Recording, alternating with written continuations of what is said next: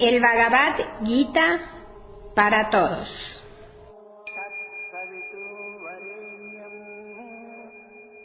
Prólogo del editor.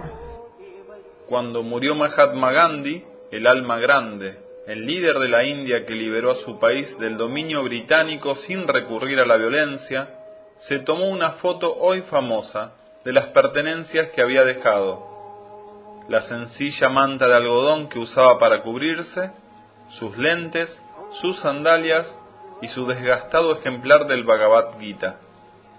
Leía ese libro todos los días y fue para él un manantial inagotable de inspiración.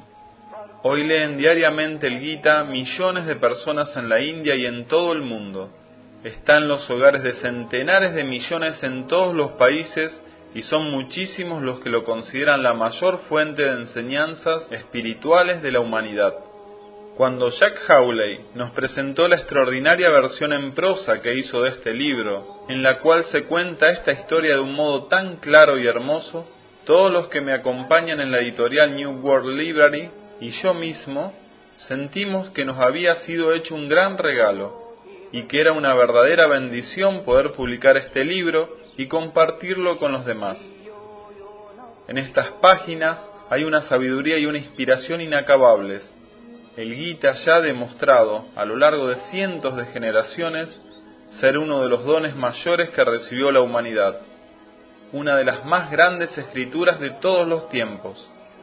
Puede leérselo de cabo a rabo como un magnífico relato colmado de enormes enseñanzas, o abrir al azar cualquiera de sus páginas y reflexionar en sus palabras, para luego aplicarlas a la propia vida. El Gita es más que un libro, y sobrepasa los escritos de cualquier mortal. Es una revelación divina, impregnada del verbo de un alma vasta e iluminada.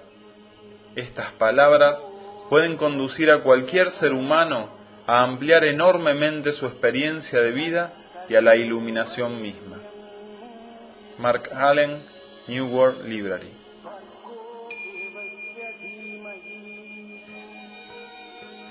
Introducción. ¿Por qué el Bhagavad Gita? El Gita es un poema épico y místico sobre la vida, la muerte, el amor y el deber, procedente de pueblos que se afincaron en los valles del sudeste asiático y desarrollaron allí una elaborada cultura miles, probablemente muchos miles de años atrás.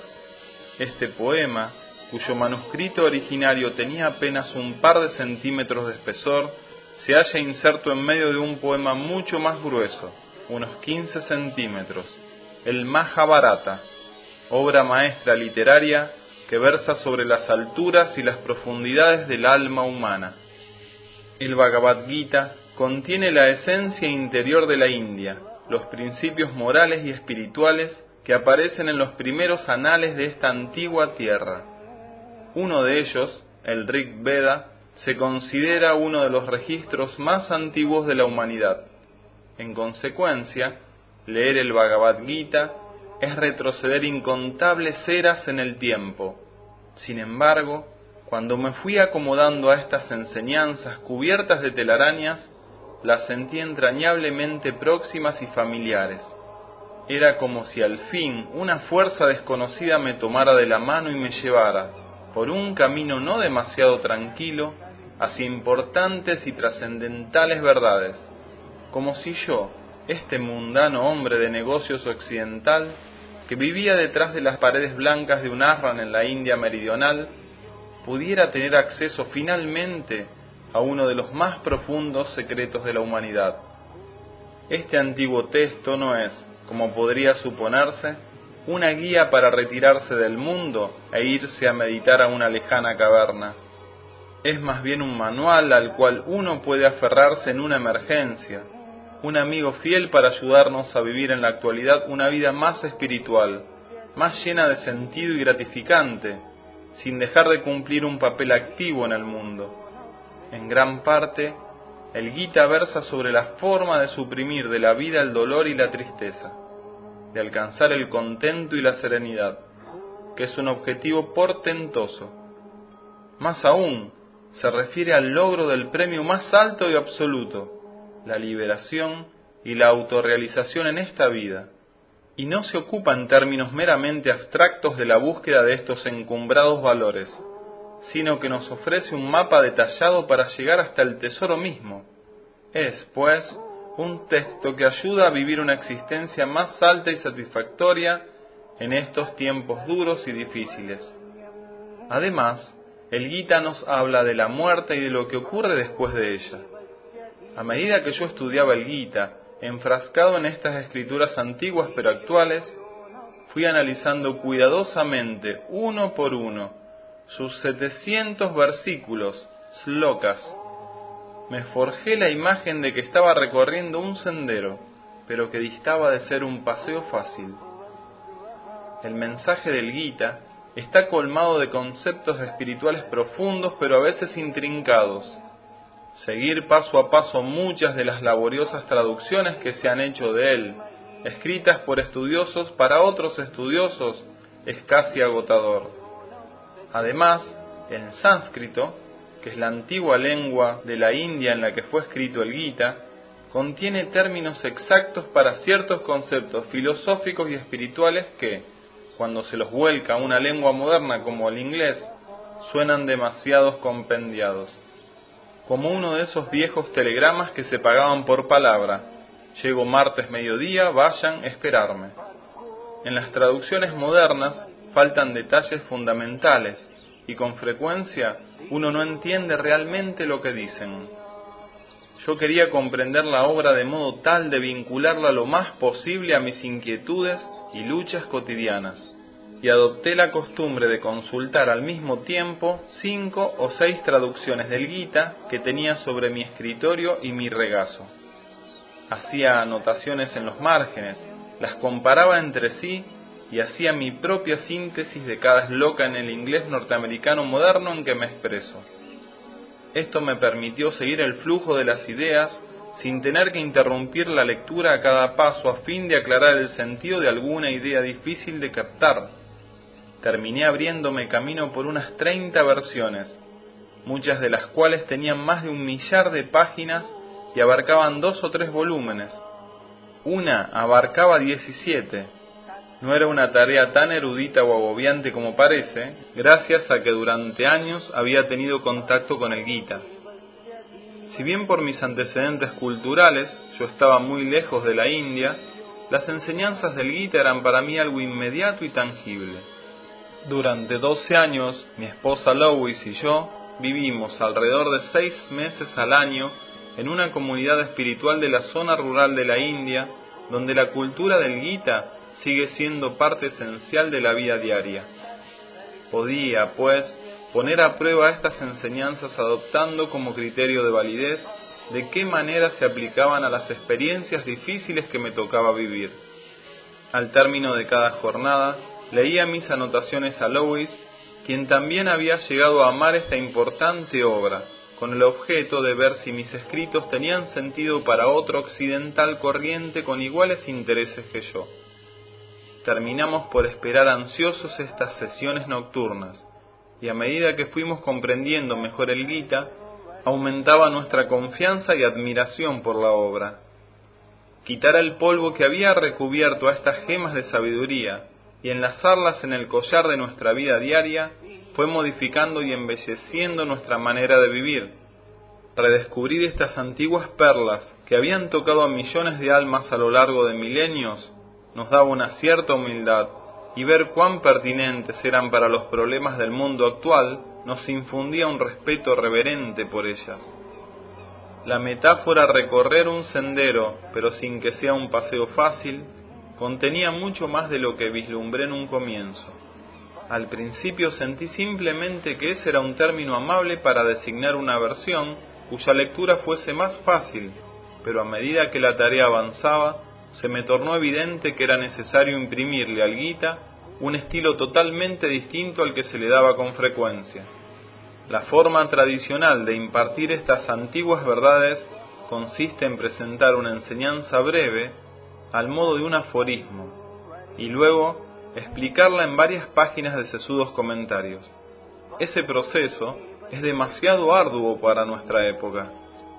Era indispensable lograr un Gita más vivaz, más acorde con nuestros tiempos, que pudiera leerse sin interrupciones, sin volver atrás para recordar ciertos términos o recurrir a otros volúmenes complementarios para descubrir qué quería decir. El Gita debía sostenerse sobre sus propios pies, sin muletas de ningún tipo.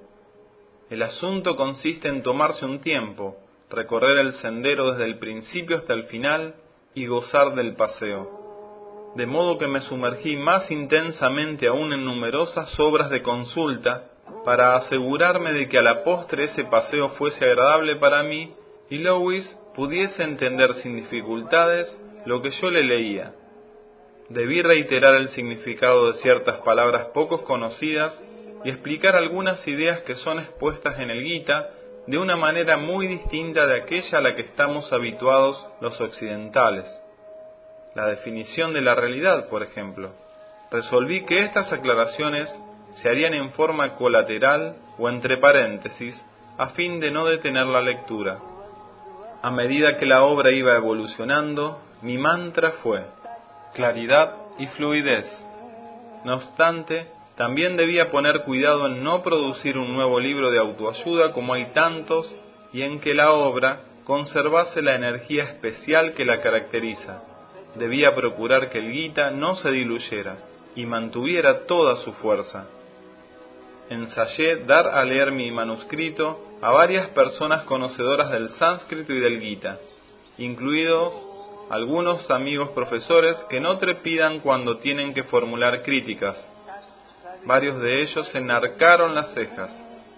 ¿Un libro solo para occidentales?, me inquirían. Pero una vez que se empaparon de él, a todos les gustó y me hicieron numerosas sugerencias. Hubo quienes me confesaron incluso que habían aprendido mucho de él. A ninguno le parecieron molestas o excesivas las abundantes reiteraciones. En verdad, Krishna, la figura que representa a Dios o la deidad en el Gita, enuncia una y otra vez las mismas verdades en diferentes contextos y con variadas imágenes, como lo hace una madre que le imparte lecciones a su hijo. Así fui avanzando lentamente pero con toda naturalidad hasta ver la luz, esta nueva versión del Bhagavad Gita, un conciso pero poderoso libro que nos invita a incorporar a nuestra vida ciertas ideas antiguas pero extrañamente próximas y familiares, y así nos permite alcanzar una nueva comprensión de viejas verdades. Jack Hawley, Prasanthi Nilayan, enero de 2001.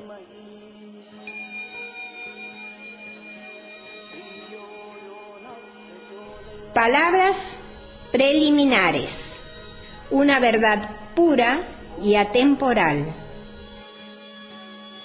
Al Gita hay que leerlo con el corazón.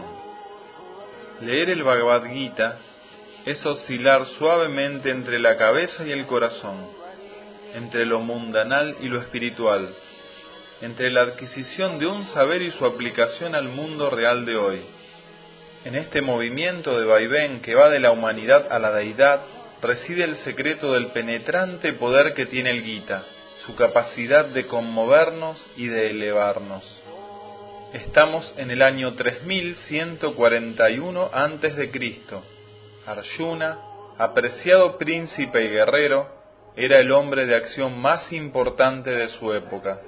En la cúspide de sus capacidades, se disponía a librar una batalla honorable para recobrar un reino que en toda justicia le correspondía. Toda su vida había sido un luchador valiente y exitoso, renombrado por sus proezas en las batallas, pero ahora, en vísperas de la mayor confrontación de su carrera, de pronto comienza a sucederle algo extraño. Sus manos empiezan a temblar. Arjuna se ha subido a su magnífico carro de guerra, tirado por 4 blancos corceles. El conductor del carro es el mejor amigo de Arjuna desde su infancia, Krishna, un avatar, encarnación de la divinidad sobre la tierra.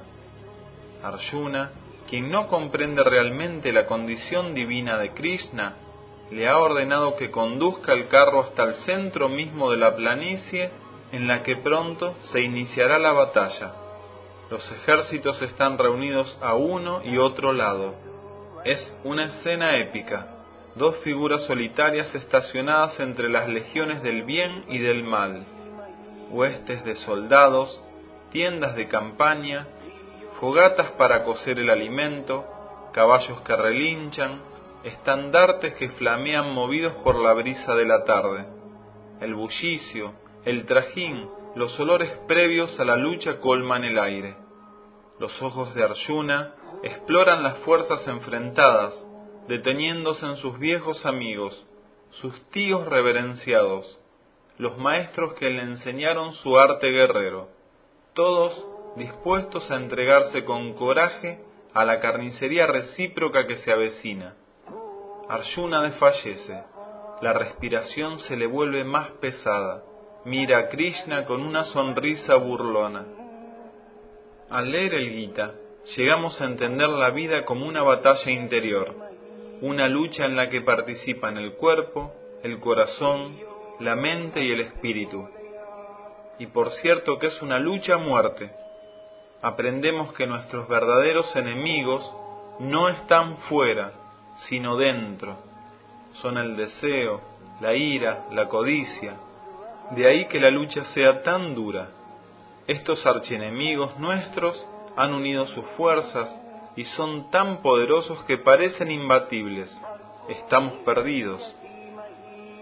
El Gita declara sin tapujos que la única solución para lograr la victoria es la espiritualidad. Nos insta a volvernos hacia adentro y a mirar hacia arriba, sin necesidad de ver más allá del verdadero ser interior. Sentado en su carro de guerra, en medio del campo de batalla, el alicaído príncipe pregunta, con voz apenas audible: ¿por qué hago esto, Krishna? La vida es tan cruel, tan avasallante. Mi corazón ya no está para la lucha. Los ojos se le llenan de lágrimas, se le aflojan las rodillas y se desploma en el asiento de su carro. Querido amigo, le suplica a Krishna, dime, por favor, ¿qué es todo esto? Así como el agua que se filtra lentamente por las capas de la tierra sale luego fresca y pura, las ideas importantes que han sido filtradas por las arenas del tiempo son, a la larga, purificadas y emergen como puras verdades. Aunque estas verdades han sido enunciadas de diferente modo y en distintos momentos por otros tantos pueblos de la tierra, la humanidad las conoce desde hace siglos, desde hace milenios. Todas las razas y épocas han tenido diversas concepciones de Dios, pero todas ellas han tenido un Dios, una verdad y una idea de la perfección. Con respecto a estos elementos fundamentales, todas las religiones superiores y sistemas filosóficos coinciden casi por completo. El Bhagavad Gita es una de las enunciaciones más antiguas, claras y abarcativas de estas verdades perennes. En él, lo divino viene en ayuda de su amigo humano en medio de una feroz batalla y expone con minuciosidad las leyes y principios que gobiernan la vida de los hombres. Arjuna, el magnífico guerrero, está inclinado, agobiado. Los ojos le brillan e implora conocer el sentido de la vida. Krishna, con total serenidad, le responde: ¿de veras quieres conocerlo? Krishna le dará la respuesta recurriendo directamente a la fuente. Los 18 capítulos del Gita pueden dividirse en 3 grupos. Los 6 primeros giran principalmente en torno del conocimiento del ser verdadero y a la vez de la necesidad de cumplir con eficacia las obligaciones mundanas en bien de la sociedad.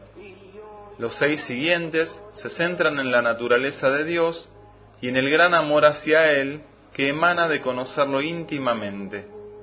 Los 6 últimos ofrecen una sabiduría especial para alcanzar el propósito mismo de la existencia que es liberarse del dolor y el pesar inevitables que nos provoca la vida, y en definitiva, fundirnos con esa deidad, con la divinidad misma. Todas estas ideas son de una magnitud y un poder enormes y poseen numerosas sutilezas y matices. Krishna las va presentando gradualmente, una a una, capítulo tras capítulo, hasta que el cuadro en su conjunto se vuelve claro. Imaginémoslo, un hombre con el cual todos pueden identificarse está en situación desesperada, se encuentra en una encrucijada, hincado de rodillas por las complejas presiones de la vida y tiembla mientras implora ayuda. Su mejor amigo, una encarnación de Dios, lo toma de la mano, guiándolo para encontrar la respuesta, explicándole paso a paso los secretos más profundos de todos los tiempos. Recorrer el Gita no siempre está libre de obstáculos. Hay en él palabras impronunciables y algunas ideas son tan nuevas para los occidentales o tan distintas de las habituales en nuestra cultura que podemos entenderlas mal, o lo que es peor, desentendernos de ellas. El concepto de Atma, por ejemplo, que designa la divinidad existente dentro de cada cual, puede resultar extraño a un occidental. ¿Dices que yo soy un dios? Hasta que se entiende que no es sino una versión del alma. También las ideas del desapego y de la renuncia pueden ser anatemas para la mayoría de los habitantes de Occidente. Algunos no pueden concebir un avatar, Dios encarnado. Para otros, solo es una noción aceptable si coincide con su propia idea de Dios encarnado en un cuerpo. Al comienzo del relato, casi todos los lectores compartirán los sentimientos antibélicos de Arjuna y por ende los invadirá el desconsuelo cuando vean que Krishna parece justificar la guerra y le dice que debe ir a pelear. La conmoción que esto provoca disminuye al enterarnos poco a poco que no se trata de estar a favor o en contra de la guerra, ni siquiera de matar o ser matado, sino que la cuestión es vivir de acuerdo con la propia verdad interior y cumplir con el deber propio. Permanentemente debemos recordar que la batalla es metafórica, que se la libra dentro de nosotros y que continuará a lo largo de toda nuestra vida. Quizás haya otros sobresaltos. Muchas de las palabras en sánscrito originales tienen múltiples significados. Karma, por ejemplo, y algunos de los conceptos que aquí se manejan tal vez no cuenten con gran número de adeptos en nuestro tiempo, entre ellos los de sacrificio, deber, pureza. También puede haber otras conmociones. Lo importante es tratar de no desanimarse ni descartar apresuradamente nada de lo que muestra el Bhagavad Gita. Estas verdades han sobrevivido a las arenas del tiempo, y lo que queda de ellas es sorprendentemente práctico y puro. Es una obra poderosa, llena de verdad, más allá de toda intelectualización. Al Gita hay que leerlo con el corazón. El estado de ánimo con que se aborde la lectura de esta antigua escritura es esencial para que el recorrido por ella sea más ameno. Recomendamos adoptar la actitud más receptiva posible, dejar a un lado por un tiempo el escepticismo y la incomodidad, tratar de suspender los juicios apresurados y tener paciencia frente al uso poco común de ciertas palabras comunes, permitir que se nos incorporen nuevas concepciones sobre la unidad y la divinidad, y se expandan hasta convertirse en nuevas maneras de pensar y de ser. Es menester leer esta obra con atención y estar dispuesto a interrumpir la lectura de tanto en tanto para entregarse a la contemplación. Hay que dejar que ella nos penetre. Si se la lee de esta manera, acontece la magia. La magia reside en la actitud general del lector. Ese talante de aceptación es precisamente el que el Gita nos exhorta a asumir en nuestra vida. Es el inestimable estado de ánimo que nos trae la felicidad. Cuando sorbemos estas antiguas enseñanzas con ese espíritu, su elevado mensaje se infunde en nuestro ser, impregnando e impulsando cada uno de nuestros pensamientos y acciones. Pasa a ser parte de nosotros y nosotros de él. La lectura del Bhagavad Gita se transforma entonces en una experiencia concreta de las profundas verdades que contiene. Leerlo es serlo. Después de todo, el Gita no es teología o religión, sino poesía. Es un canto universal de amor que Dios le entona a su amigo, el ser humano. No puede restringírselo a ningún credo. Es una declaración de las verdades que se hallan en el núcleo mismo de lo que ya creemos, solo que las vuelve más claras y destaca su utilidad inmediata en nuestra vida diaria. Esas verdades no están destinadas solo a nuestro intelecto, sino a nuestro corazón. El Bhagavad Gita es algo más que un libro, algo más que meras palabras o conceptos. Hay en él una gran potencia acumulada. Leerlo es estar inspirado, pero penetrado por el Espíritu. Es inhalar el antiguo y siempre renovado aliento de la energía espiritual. Ahora también nosotros estamos en ese campo de batalla tan antiguo y sin embargo tan curiosamente actual, y somos testigos de las grandiosas enseñanzas de Krishna, de Dios.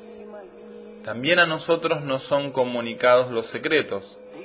Observamos y escuchamos mientras el Señor mismo imparte las más profundas y elevadas verdades absolutas, oscilando entre el éxtasis y la practicidad. También nosotros recorremos ese puente que, con ayuda de las precisas y amantes respuestas de Dios, nos encamina a las cuestiones más trascendentes y angustiantes que hoy vive la humanidad.